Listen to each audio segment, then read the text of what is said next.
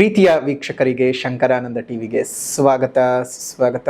ಇವತ್ತಿನ ವಿಡಿಯೋನಲ್ಲಿ ಆಗಸ್ಟ್ ತಿಂಗಳ ಮಾಸ ಭವಿಷ್ಯ ಯಾವ ರೀತಿಯಾಗಿದೆ ಅನ್ನುವಂತಹ ಮಾಹಿತಿಯನ್ನು ತಿಳ್ಕೊಳ್ಳೋಣ. ಅದಕ್ಕಿಂತ ಮುಂಚಿತವಾಗಿ ಯಾರಾದರೂ ಶಂಕರಾನಂದ ಟಿವಿ ಯೂಟ್ಯೂಬ್ ವಾಹಿನಿಯನ್ನು ಸಬ್ಸ್ಕ್ರೈಬ್ ಮಾಡ್ಕೊಳ್ಳಿಲ್ಲ ಅಂದರೆ ಸಬ್ಸ್ಕ್ರೈಬ್ ಮಾಡ್ಕೊಳ್ಳಿ. ಇನ್ಸ್ಟಾಗ್ರಾಮ್ ಪೇಜ್ ಮತ್ತು ಫೇಸ್ಬುಕ್ ಪೇಜನ್ನು ಫಾಲೋ ಮಾಡ್ತಾ ಇಲ್ಲ ಅಂದರೆ ಫಾಲೋ ಮಾಡಿ. ಅದರಿಂದ ನೆಕ್ಸ್ಟ್ ಅಪ್ಲೋಡ್ ಆಗುವಂತಹ ವಿಡಿಯೋಗಳು ನಿಮಗೆ ನೋಟಿಫಿಕೇಶನ್ ಮುಖಾಂತರ ಬರುತ್ತೆ. ಹೊಸ ಮಾಹಿತಿಗಳನ್ನು ತಿಳ್ಕೊಳ್ಳೋಕ್ಕಾಗತ್ತೆ. ಕಷ್ಟಪಟ್ಟು ಒಂದು ಸೈಟನ್ನು ಕೊಂಡ್ಕೊಂಡಿದ್ದಾಯ್ತು. ಈಗ ಆ ಜಾಗದಲ್ಲಿ ಮನೆ ಕಟ್ಟಿಸ್ಬೇಕು. ಪಾಯ ಯಾರ ಕಡೆಯಿಂದ ಹಾಕಿಸ್ಬೇಕು, ಬೇಕಾದ ಕಲ್ಲುಗಳಾಗಿರ್ಲಿ, ಕಬ್ಬಣ ಆಗಿರ್ಲಿ, ಮರಳು, ಜಲ್ಲಿಕಲ್ಲು, ಅದೇ ರೀತಿಯಾಗಿ ಮನೆಗೆ ಬೇಕಾಗಿರುವಂತಹ ಇಟ್ಟಿಗೆ, ಸಿಮೆಂಟು ಎಲ್ಲಿಂದನಪ್ಪ ತರಿಸ್ಬೇಕು, ಯಾರ ಕಡೆಯಿಂದ ಕೊಂಡ್ಕೊಳ್ಬೇಕು ಅಂತ ಯೋಚನೆ ಮಾಡ್ತಾ ಇದ್ದೀರಾ? ಇದರೆಲ್ಲದರ ಜೊತೆಗೆ ವಾಸ್ತು ಅನ್ನುವಂಥದ್ದು ಮನೆಗೆ ಬಹಳ ಮುಖ್ಯ. ಯಾರ ಕಡೆಯಿಂದ ನಾವು ವಾಸ್ತುವನ್ನು ತೋರಿಸ್ಬೇಕು ಅಂತಾನು ಯೋಚನೆ ಮಾಡ್ತಾ ಇದ್ದೀರಲ್ವಾ? ನೀವು ಯೋಚನೆ ಮಾಡೋದೇ ಬೇಡ. ಪಾಯ ಹಾಕೋದ್ರಿಂದ ಹಿಡಿದು ಮನೆಗೆ ಯಾವ ರೀತಿಯಾಗಿ ವಾಸ್ತು ಇರಬೇಕು ಅಂತ, ಜೊತೆಗೆ ಆ ಮನೆಗೆ ತಕ್ಕ ಹಾಗೆ ಯಾವ ಬಣ್ಣವನ್ನ ಹಾಕಬೇಕು, ನೆಲಕ್ಕೆ ಯಾವ ಕಲ್ಲು ಹಾಕಬೇಕು, ಗೋಡೆಗೆ ಯಾವ ಬಣ್ಣ ಬಡಿಬೇಕು, ಯಾವ ಕಬ್ಬಣ ಉಪಯೋಗಿಸಬೇಕು ಅಂತೆಲ್ಲ ವಿಶೇಷವಾದ ಮಾಹಿತಿಗಳನ್ನ ಪಾಯದಿಂದ ಹಿಡಿದು ಗೃಹ ಪ್ರವೇಶದವರೆಗೂ ನಿಮಗೆ ಬೇಕಾದಂತಹ ಎಲ್ಲಾ ಸವಲತ್ತುಗಳನ್ನ ಒಂದೇ ಸೂರಿನಡಿ ಕೊಡ್ತಾ ಇದ್ದಾರೆ.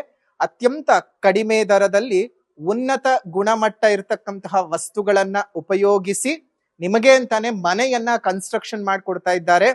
ನಮ್ಮ ರಾಜಾಜಿನಗರದಲ್ಲಿರುವಂತಹ KMI ಕನ್ಸ್ಟ್ರಕ್ಷನ್ಸ್ ನವರು ನಿಮಗೆ ಏನಾದ್ರೂ ಮನೆ ಕಟ್ತಾ ಇದ್ದೀನಿ, ಎಲ್ಲಾ ರೀತಿಯಾದ ಗೊಂದಲಗಳಿದೆ ಅಂದ್ರೆ ಫಸ್ಟ್ ಇಲ್ಲಿರುವಂತಹ ಫೋನ್ ನಂಬರ್ಗೆ ಫೋನ್ ಮಾಡಿ ಎಲ್ಲಾ ಮಾಹಿತಿಗಳನ್ನ ನೀವು ಕುಲಂಕುಷವಾಗಿ ತಿಳ್ಕೊಂಡು ನಿಮಗೆ ಬೇಕಾದಂತಹ ಮನೆಯನ್ನ ನಿಮ್ಮ ಕೈಗೆಟಕುವ ದರದಲ್ಲಿ ಇವರೇ ಕಟ್ಟಿಕೊಡ್ತಾರೆ. ಎಲ್ಲಾ ವಿಚಾರಗಳನ್ನ ತಿಳ್ಕೊಂಡು ಮುಂದುವರಿರಿ. ಶುಭವಾಗ್ಲಿ. ಕನ್ಸ್ಟ್ರಕ್ಷನ್ಗೆ ಸಂಬಂಧಪಟ್ಟಂತಹ ಸಂಪೂರ್ಣ ಮಾಹಿತಿ ಬೇಕಾದ್ರೆ ಇಲ್ಲಿರುವಂತಹ ಫೋನ್ ನಂಬರ್ಗೆ ಫೋನ್ ಮಾಡಿ. ಶುಭವಾಗಿ. ಇನ್ನು ಮೊದಲನೇದಾಗಿ ಆಗಸ್ಟ್ ತಿಂಗಳ ವಿಶೇಷತೆಗಳನ್ನ ನಾವು ಗಮನಿಸ್ಬಿಡೋಣ ಮತ್ತು ಯಾವ್ಯಾವ ಗ್ರಹಗಳು ಬದಲಾವಣೆ ಆಗ್ತಾ ಇದೆ, ಎಷ್ಟನೇ ತಾರೀಕಿಗೆ ಬದಲಾವಣೆ ಆಗ್ತಿದೆ ಅನ್ನೋದನ್ನು ಗಮನಿಸೋಣ.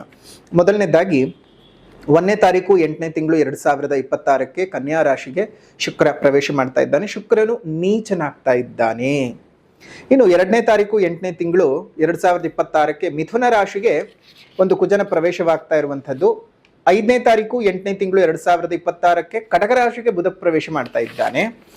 ಅದರಲ್ಲೂ 17ನೇ ತಾರೀಕು 8ನೇ ತಿಂಗಳು 2026 ಸಿಂಹ ರಾಶಿಗೆ ರವಿ ಪ್ರವೇಶ ಮಾಡ್ತಾ ಇದ್ದಾನೆ. 22ನೇ ತಾರೀಕು 8ನೇ ತಿಂಗಳು 2026 ಸಿಂಹ ರಾಶಿಗೆ ಬುಧ ಪ್ರವೇಶ ಮಾಡ್ತಾ ಇದ್ದಾನೆ. ಇದಿಷ್ಟು ಈ ತಿಂಗಳ ಗ್ರಹದ ಬದಲಾವಣೆಯ ಪರಿಸ್ಥಿತಿಗಳು. ಇನ್ನು ಈ ತಿಂಗಳ ವಿಶೇಷತೆಗಳು ಅಂತ ನೋಡಿದ ಸಂದರ್ಭಕ್ಕೆ ನಮಗೆ ಈ ತಿಂಗಳಲ್ಲಿ ಬರ್ತಕ್ಕಂತಹದ್ದು ಆಷಾಢ ಮತ್ತು ಶ್ರಾವಣ ಎರಡೂ ಬರುತ್ತೆ. ಈ ಆಷಾಢ ಮತ್ತು ಶ್ರಾವಣ ಎರಡು ಅರ್ಧ ಸಿಕ್ಕೋದ್ರಿಂದ ಮೊದಲನೇದಾಗಿ ನಮಗೆ ಈ ಒಂದು 4ನೇ ತಾರೀಕಿನಂದು ನಮಗೆ ವಿಶೇಷವಾಗಿ ನಡೆಯುವಂತಹ ಒಂದು ಚಾಮುಂಡೇಶ್ವರಿಯ ಉತ್ಸವ ನಡೆಯುತ್ತೆ. ಮೈಸೂರಿನಲ್ಲಿ ಚಾಮುಂಡೇಶ್ವರಿಯ ಜನ್ಮೋತ್ಸವ, ರೇವತಿ ನಕ್ಷತ್ರ. ಸೊ ಹಾಗಾಗಿ ಆ ಒಂದು ಜನ್ಮೋತ್ಸವ ನಡೀತಕ್ಕಂಥದ್ದು. ಅದಕ್ಕೆ ಬೇರೆ ಬೇರೆಯಾದಂತಹ ಪುರಾಣದ ಹಿನ್ನೆಲೆ ಏನಿಲ್ಲ. ರಾಜಮನೆತನದಿಂದ ನಡೀತಕ್ಕಂತಹ ಪೂಜೆಯ ಒಂದು ವಿಶೇಷ ಇರುತ್ತವೆ ಅಷ್ಟೇ. ಇನ್ನು 7ನೇ ತಾರೀಕು 8ನೇ ತಿಂಗಳು 2026 ಇನ್ನು ಆಷಾಢ ಮಾಸದ ಒಂದು ಶುಕ್ರವಾರದ ಲಕ್ಷ್ಮೀ ಪೂಜೆ, ಆಡಿ ಶುಕ್ರವಾರದ ಪೂಜೆ ಅಂತ ಕರಿತೀವಿ. ಅದಾದ ನಂತರ 12ನೇ ತಾರೀಕು 8ನೇ ತಿಂಗಳು 2026 ಜ್ಯೋತಿರ್ಭೀಮೇಶ್ವರ ವ್ರತ. ಅದನ್ನ ಭೀಮನ ಅಮಾವಾಸ್ಯೆ ಅಂತಲೂ ಕರಿತೀವಿ. ಯಾರ್ಯಾರು ಸುಮಂಗಲಿಗಳು ಇರ್ತೀರಿ, ತಮ್ಮ ಸುಮಂಗಲಿತ್ವ ಶಾಶ್ವತವಾಗಿ ಉಳಿಬೇಕು ಅಂತ ಹೇಳಿ ಪೂಜೆ ಮಾಡ್ಕೊಳ್ಳೋದು ಮತ್ತು ಮದುವೆ ಆಗದೇ ಇರತಕ್ಕಂತಹ ಒಂದು ಕನ್ಯೆಯರು ಉತ್ತಮವಾದಂತಹ ವರ ಬೇಕು ಅಂತ ಹೇಳಿ ಪೂಜೆ ಮಾಡಿಕೊಳ್ತಕ್ಕಂತಹದ್ದು ಈ ರೀತಿಯಾಗಿ ಮಾಡುವಂಥ ಪದ್ಧತಿ ಇರುವಂತಹದ್ದು ಇವತ್ತಿಗೂ ಇದೆ. ಇದನ್ನ ಸಂಜೀವಿನಿ ವ್ರತ ಅಂತಲೂ ಸಹ ಕರೀತಾರೆ. ಯಾಕಂದ್ರೆ ತಮ್ಮ ಗಂಡಂದ್ರ ಆಯುಷ್ಯ ಆರೋಗ್ಯಗಳು ಜಾಸ್ತಿ ಆಗಬೇಕು ಅಂತಲೂ ಸಹ ಸುಮಂಗಲಿಯರು ಇದೊಂದು ಪೂಜೆ ಪುನಸ್ಕಾರಗಳನ್ನ ಮಾಡೋದು ಉಂಟು. ಅದಾದ ನಂತರ 16ನೇ ತಾರೀಕು 8ನೇ ತಿಂಗಳು 2026 ಭಾನುವಾರದ ದಿವಸ ನಾಗ ಚತುರ್ಥಿ ಇದೆ. 17ನೇ ತಾರೀಕು 8ನೇ ತಿಂಗಳು 2026 ನಾಗರ ಪಂಚಮಿ ಇರತಕ್ಕಂತಹದ್ದು. ಅದೇ ರೀತಿಯಾಗಿ ಗಮನಿಸಿದಾಗ 21ನೇ ತಾರೀಕು 8ನೇ ತಿಂಗಳು 2026 ಶ್ರೀ ವರಮಹಾಲಕ್ಷ್ಮಿ ವ್ರತ. ಈ ವರಮಹಾಲಕ್ಷ್ಮಿ ವ್ರತವನ್ನ ಭವಿಷ್ಯೋತ್ತರ ಪುರಾಣದಲ್ಲಿ ಹೇಳಿದ್ದಾರೆ ಮತ್ತು ಇದನ್ನು ಮಾಡೋದ್ರಿಂದ ಸಕಲ ಐಶ್ವರ್ಯ, ಆಯುಷ್ಯ, ಆರೋಗ್ಯಗಳು ವೃದ್ಧಿಯಾಗುತ್ತೆ, ಇಷ್ಟಾರ್ಥಗಳು ಸಿದ್ಧಿಯಾಗುತ್ತೆ ಅನ್ನುವಂತಹ ನಂಬಿಕೆ ಇರತಕ್ಕಂತಹದ್ದು.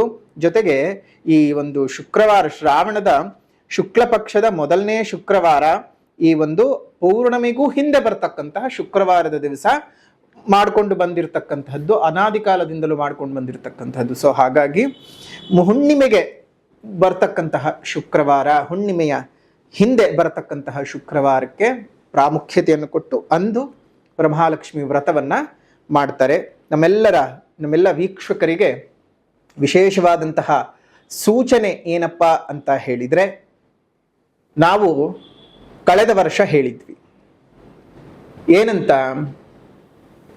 ವಿಧವೆಯರು ವರಮಹಾಲಕ್ಷ್ಮಿ ವ್ರತವನ್ನ ಮಾಡಬಹುದಾ, ವಿಧವೆಯರಿಗೆ ಅವಕಾಶ ಇದೆಯಾ ಅಂತ ತುಂಬಾ ಜನ ಪ್ರಶ್ನೆ ಕೇಳಿದ್ರು.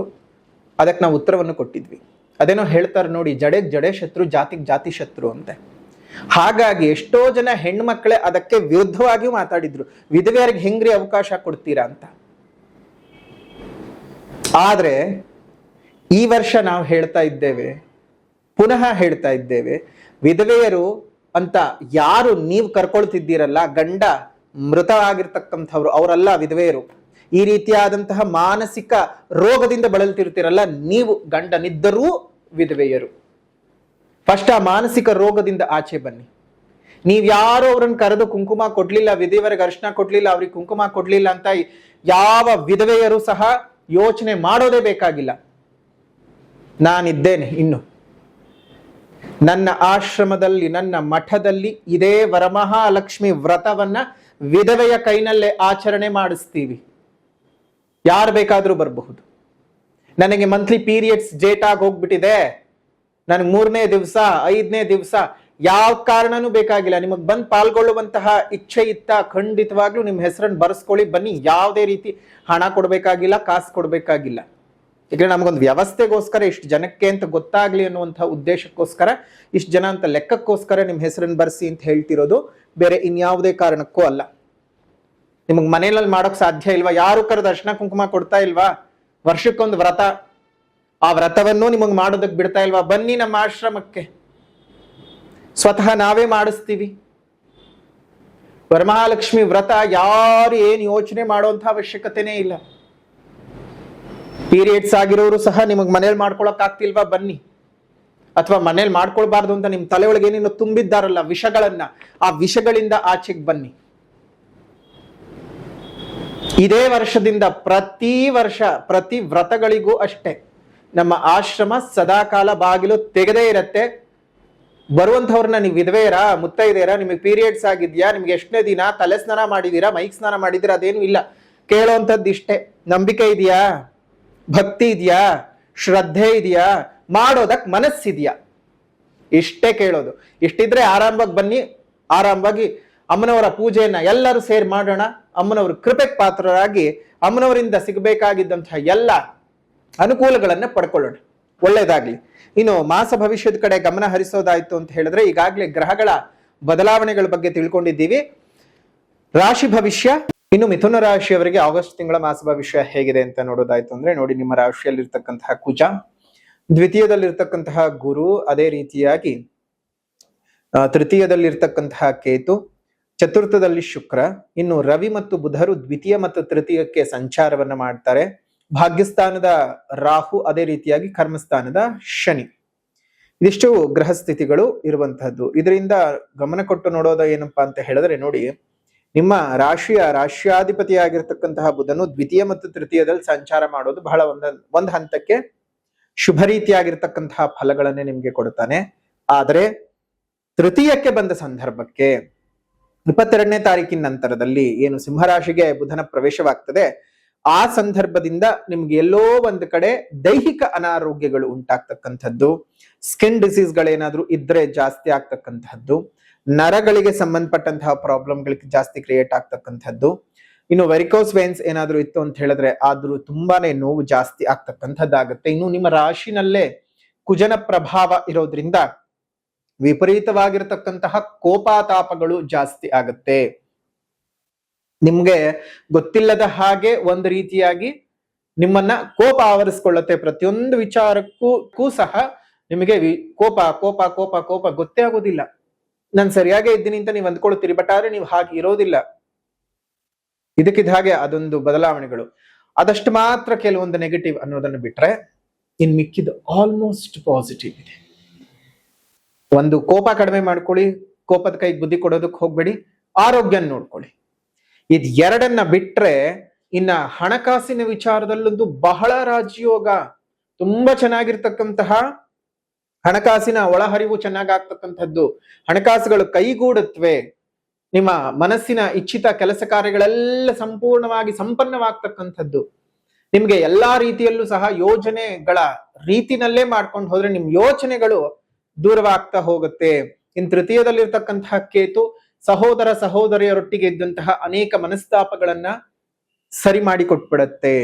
ಪ್ರಯತ್ನಗಳಿಗೆ ಫಲಗಳನ್ನ ಕೊಡ್ತಕ್ಕಂಥದ್ದು. ಯಾರು ಫೋಟೋಗ್ರಾಫರ್ಸ್ ಇದ್ದೀರಿ, ವಿಡಿಯೋಗ್ರಫಿಯನ್ನು ಯಾರು ಮಾಡ್ತಾ ಇದ್ದೀರಿ, ಸಿನಿಮಾ ರಂಗಗಳಲ್ಲಿ ಯಾರು ಕೆಲಸ ಮಾಡ್ತಿದ್ದೀರಿ, ರಂಗಕರ್ಮಿಗಳು ಯಾರಿದ್ದೀರಿ, ಹಾಡುಗಾರರು ಯಾರಿದ್ದೀರಿ, ಬರೆಯುವಂತಹ ಬರವಣಿಗೆಗಾರರು ಯಾರಿದ್ದೀರಿ, ನಿಮ್ಮೆಲ್ಲರಿಗೂ ಒಂದು ಉನ್ನತವಾಗದಂತಹ ಸ್ಥಾನಮಾನಗಳು, ಗೌರವಗಳು, ಪ್ರಶಸ್ತಿ, ಬಿರುದಾವಲಿಗಳು ಬರ್ತಕ್ಕಂತಹ ತಿಂಗಳು ಇದು ಮಿಥುನ ರಾಶಿನಲ್ಲಿ ಹುಟ್ಟಿರ್ತಕ್ಕಂಥವರಿಗೆ. ಇನ್ನು ಶುಕ್ರನು 4ನೇ ಮನೆಯಲ್ಲಿ ನೀಚನೇ ಆಗಿದ್ದಾನೆ. 4ನೇ ಮನೆಯಲ್ಲಿ ನೀಚನಾಗಿರೋದ್ರಿಂದ ಜೊತೆಗೆ ನಿಮ್ಮ ರಾಶಿಗೆ ನೋಡೋದಾಯ್ತು ಅಂತ ಹೇಳಿದ್ರೆ ಅದು ನೀಚನಾದ್ರೂ ಭಂಗವಾಗಿ ನಿಮ್ಗೆ ಶುಕ್ರನಿಂದ ಬಹಳ ರಾಜಯೋಗಗಳು ಉಂಟಾಗ್ತಕ್ಕಂತಹದ್ದು. ಸ್ತ್ರೀಯಿಂದ ಅನುಕೂಲ, ಸ್ತ್ರೀಯಿಂದ ಕಾರ್ಯಾನುಕೂಲತೆಗಳು ಉಂಟಾಗ್ತದೆ. ಒಳ್ಳೆ ರೀತಿನಲ್ಲಿ ನಿಮ್ಗೆ ಒಂದು ಹಂತಕ್ಕೆ ತುಂಬಾ ಚೆನ್ನಾಗಿರ್ತಕ್ಕಂತಹ ಪ್ರಭಾವಗಳನ್ನ ಬೀರ್ತಕ್ಕಂಥದ್ದು. ಹಣಕಾಸಿನ ವಿಚಾರಗಳಲ್ಲಿ ತುಂಬಾ ದಿವಸಗಳಿಂದ ಇದ್ದಂತಹ ಸಾಲಗಳನ್ನ ತೀರಿಸ್ಕೊಳ್ಳೋದಕ್ಕೆ ಮನಸ್ಸು ಮಾಡ್ತೀರಿ. ವ್ಯಾಪಾರ ವ್ಯವಹಾರಗಳು ನಿಮಗೆ ಕೈಗೂಡಿ ಹಣದ ಒಳಹರಿವು ತುಂಬಾನೇ ಚೆನ್ನಾಗಾಗ್ತದೆ. ನಿಮ್ಮೆಲ್ಲ ನೋವುಗಳಿಗೆ, ಕಷ್ಟಗಳಿಗೆ, ಸಂಕಷ್ಟಗಳಿಗೆ ಒಂದ್ ಹಂತಕ್ಕೆ ಬ್ರೇಕ್ ಬೀಳ್ತಕ್ಕಂತಹ ಸಮಯ. ತುಂಬಾನೇ ಚೆನ್ನಾಗಿರ್ತಕ್ಕಂಥದ್ದು. ಆದ್ರೆ ಭಾಗ್ಯಸ್ಥಾನದ ರಾಹು, 9ನೇ ಮನೆಯ ರಾಹು ಎಲ್ಲ ಒಂದು ರೀತಿಯ ಭ್ರಮೆಯನ್ನ ಕೊಡತ್ತೆ, ಅಹಂಕಾರವನ್ನ ಕೊಟ್ಬಿಡ್ತಾನೆ. ನಾನು ನಂದು. ಯಾಕಂದ್ರೆ ಮನುಷ್ಯನಿಗೆ ಯಶಸ್ಸನ್ನೋದು ಸಿಗ್ತಾ ಇದ್ದ ಹಾಗೆ ಇದ್ದಕ್ಕಿದ್ದ ಹಾಗೆ ಅವನ ದೇಹಕ್ಕೆ ಆಕ್ರಮಣ ಮಾಡ್ತಾ ಹೋಗ್ತಾ ಇರ್ತಾರೆ ರಾಕ್ಷಸರು.